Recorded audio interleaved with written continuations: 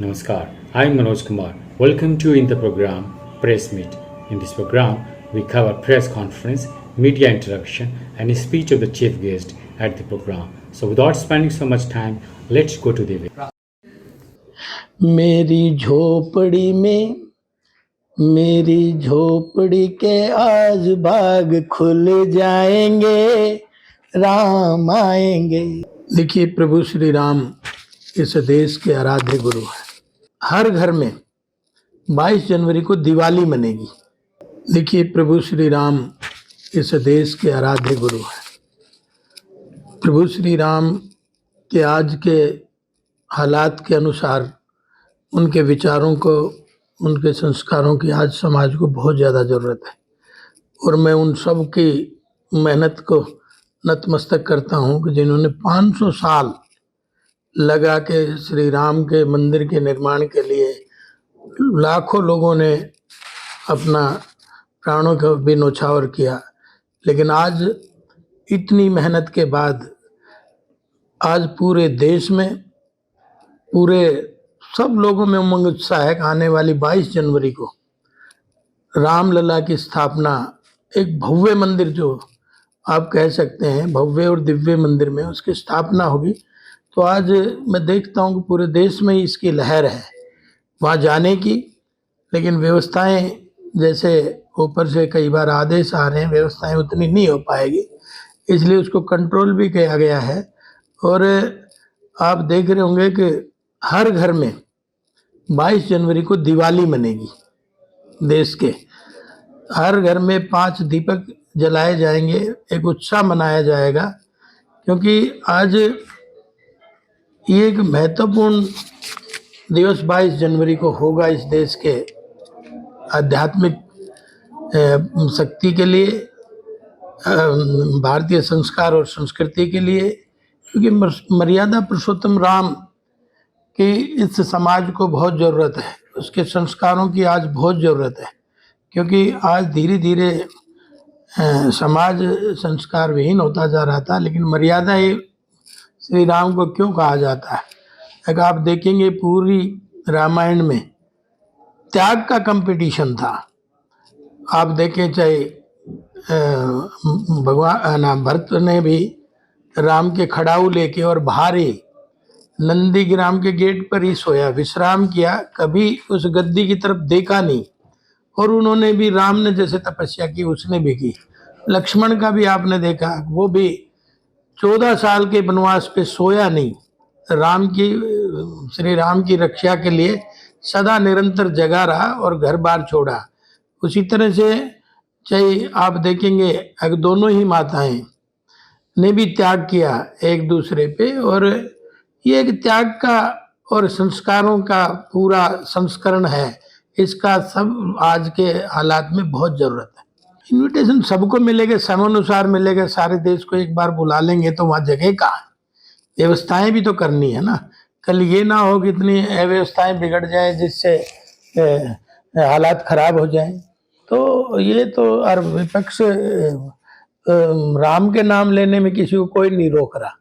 जैसे हम लोग भी अपने घरों में दिए जलाएंगे। मैं विपक्ष को भी कहूंगा अपने घरों में दिए जलाएं, और राम आप याद करेंगे तो राम आपके पास खड़ा है।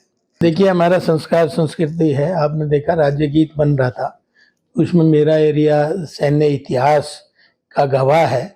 और आपने देखा कि मेरे इलाके के लोगों ने कभी पीठ पे गोली नहीं खाई, सीने में गोली खाने का काम किया। तो उनके संस्कारों को, उनके विचारों को मैंने वहाँ पे प्रस्तुत उस गाने के माध्यम से किया। इसी तरह से इतने वर्षों बाद बिलनी का इंतजार पूरा हो रहा है। सब राम का जो इंतजार कर रहे थे वो आज पूरा हो रहा है। तो मेरे को तो बिलनी वाला वही 2 लाइन याद आती हैं। मेरी झोपड़ी में मेरी झोपड़ी के आज बाग खुल जाएंगे, राम आएंगे। बहुत सुंदर।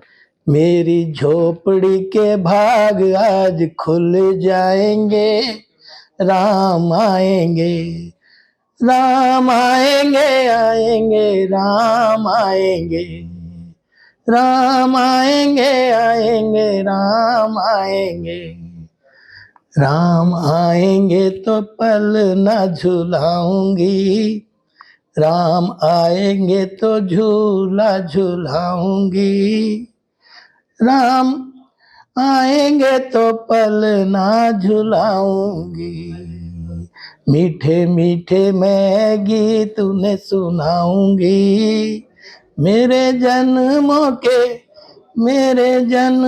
के पाप कट जाएंगे, राम आएंगे, राम आएंगे तो, राम आएंगे तो मेरी झोपड़ी के भाग खुल जाएंगे, राम आएंगे।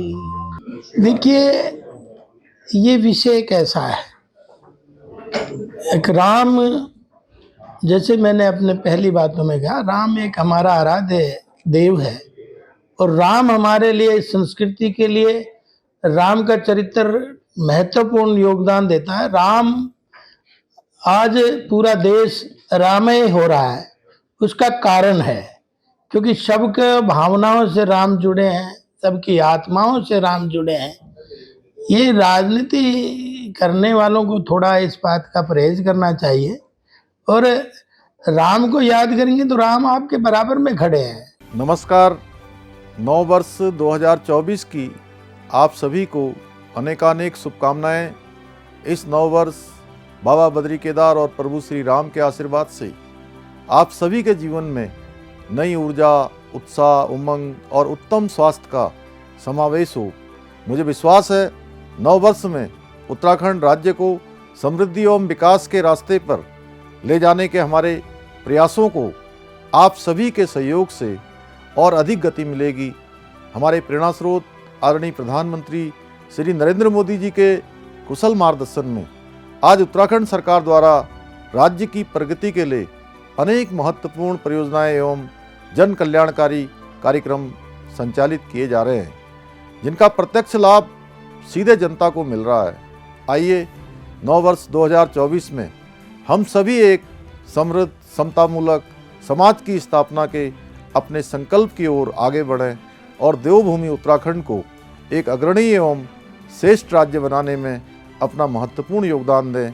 एक बार पुनः आप सभी को नव वर्ष की हार्दिक शुभकामनाएं। धन्यवाद।